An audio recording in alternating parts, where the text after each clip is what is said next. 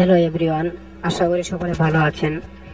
আমরা অনেকে জানতে চাচ্ছেন যে জিদের নতুন মুভি কি, জিদ কি কোনো মুভি করবে না? তো আমাদের কাছে যতটুকু এসেছে যে জিদের নেক্সট মুভি হচ্ছে রেবেল। আগামী ঈদ উল ফিতর উপলক্ষে এই মুভিটি বানানো হবে। তো এখন এর অফিসিয়াল অ্যানাউন্সমেন্ট আসেনি। যতটুকু জানতে পেরেছি, একটা হলো বস 3 আর একটা হলো এই রেবেলটা হওয়ার সম্ভাবনা অনেকটা বেশি। হয়তো জিদ্দার জন্মদিনে হয়তো এর একটি অ্যানাউন্সমেন্ট আসলেও আসতে পারে। তো আপাতত এর কোনো নিউজ নেই, তবে বিভিন্ন জায়গা থেকে খবর ভেসে আসছে যে এই মুভিতে সুপারস্টার জিদ থাকতে চলেছে এবং এটাই সুপারস্টার জিদের নেক্সট মুভি। তো দেখা যাক কতটুকু কি হয়, এখন এটা সময় বলে দেবে। আগে আমরা তো বলতে পারবো না যে কতটুকু কি হচ্ছে। তো সময় একটু যেতে দাও, দেখি কি হয়।